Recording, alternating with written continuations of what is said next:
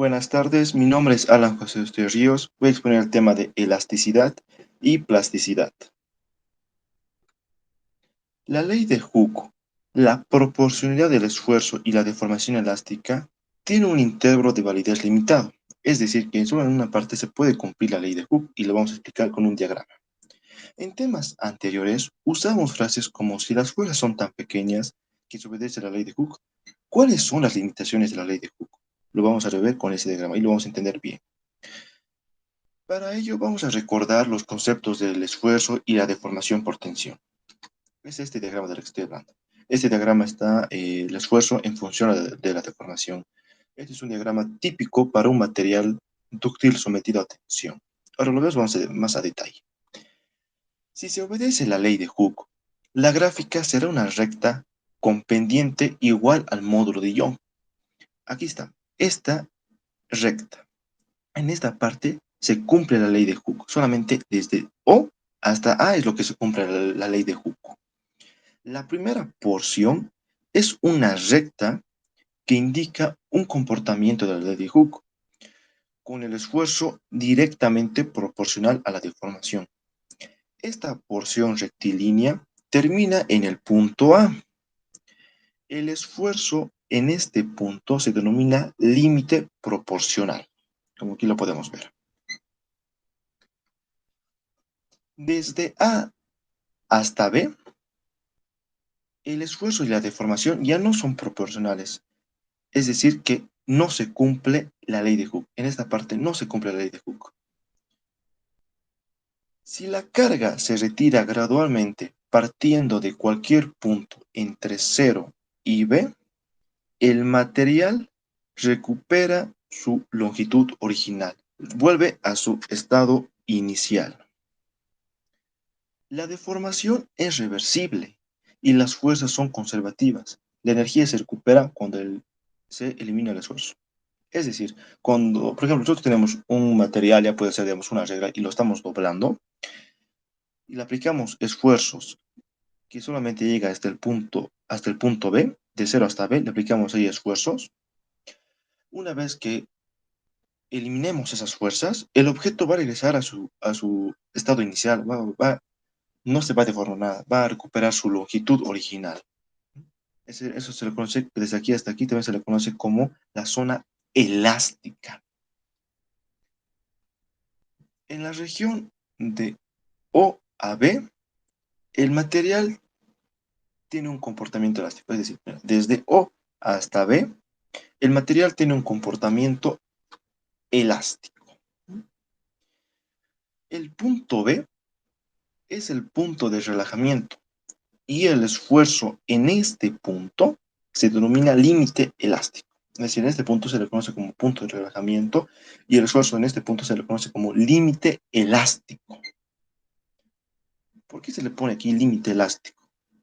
Porque desde aquí hasta aquí solamente cumple la zona elástica, es decir, si aplicamos esfuerzos en este intervalo, una vez que eliminemos esas fuerzas que están deformando al material o al objeto, el material recupera su longitud original, vuelve a su estado inicial.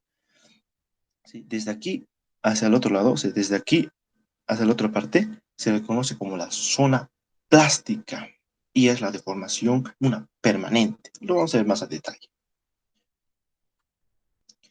Si aumenta el esfuerzo más allá del punto B, la deformación sigue aumentando. Entonces, si nosotros aplicamos esfuerzos, por ejemplo, desde aquí, nos va a dar estas deformaciones, va a seguir aumentando la deformación.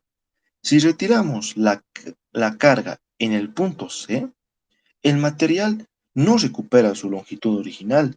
El material sufre una deformación irreversible, un ajuste permanente. Aquí es lo que se como el comportamiento elástico, desde aquí hasta allá. Ya es una deformación permanente, un comportamiento plástico. Deformación plástica también se le conoce. Una carga más allá de C hasta llegar al punto D, hasta llegar hasta este punto, se presenta la fractura. Es decir, si nosotros seguimos aplicando esfuerzos, nos va a dar claro su respectiva deformación, pero si aplicamos esfuerzos que llegue ya hasta el punto D, el objeto se va a romper. va a aparecer su fractura. Ahí, depende del objeto. Puede ser que el objeto pueda, o el material pueda aparecer la respuesta con su fractura o directamente romperse. El comportamiento del material entre B y D, es decir, desde aquí, todo esto, desde B hasta D, se denomina flujo plástico o deformación plástica. Una deformación plástica es irreversible. Si se elimina el esfuerzo, el material no vuelve a su estado original.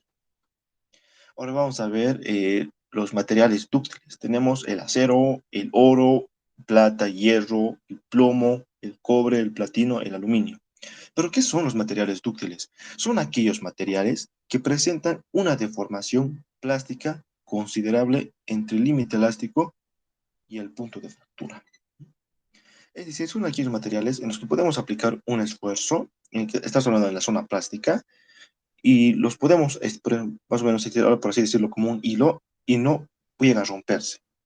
Claro, va a llegar hasta un punto que llega a romperse, pero va a ser con un valor elevado. Es decir, me refiero a esta parte. A esta parte. Son aquellos materiales que tienen una deformación plástica considerable. Es decir, que tiene que llegar, para que el material llegue a romperse, a aparecer la fractura, tiene que llegar hasta el punto D. Tiene que llegar hasta este punto, hasta el punto D. Un ejemplo que les puedo dar es, por ejemplo, un alambre de hierro blando que puede sufrir un estiramiento permanente sin romperse. Se le considera como un material dúctil. Aquí tenemos el ajuste permanente, tenemos el comportamiento elástico, el punto de fractura. Tiene que llegar hasta este punto para que el material pueda llegar a romperse. Esto es como la deformación plástica, ¿sí? Tiene que pasar por todos esto, por esta línea, toda esta curva. ¿Sí? Ahora, también tenemos los materiales quebradizos. Son aquellos materiales en el que la fractura se presenta poco después de rebasar el límite elástico. Es decir, que solamente llegan hasta aquí. Ya no es necesario que pasen por el ajuste permanente, comportamiento plástico, punto de fractura. No, ya no es necesario que pasen por todos esos puntos, sino directamente que sobrepase el punto D, que sobrepase el límite elástico, el material llega a romperse.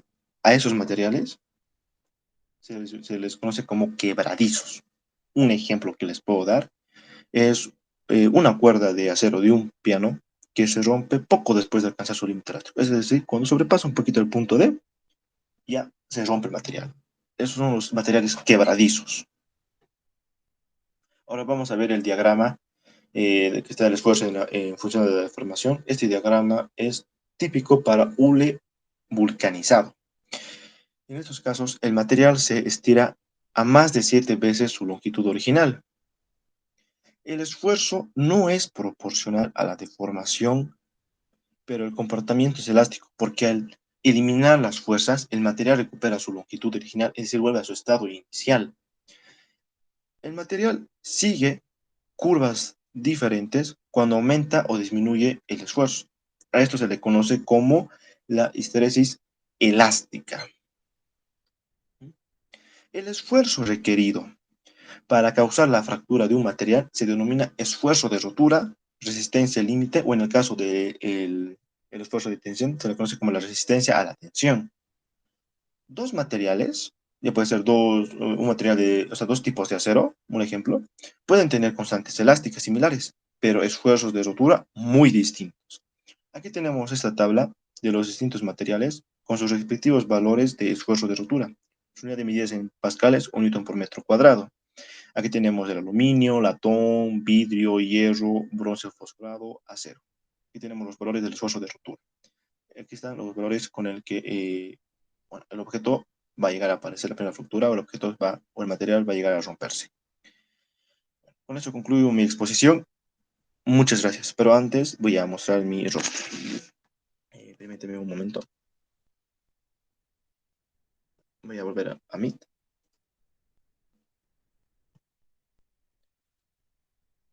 Buenas tardes, ingeniero. Mi nombre es Alan José Ríos. He expuesto el tema de elasticidad y plasticidad.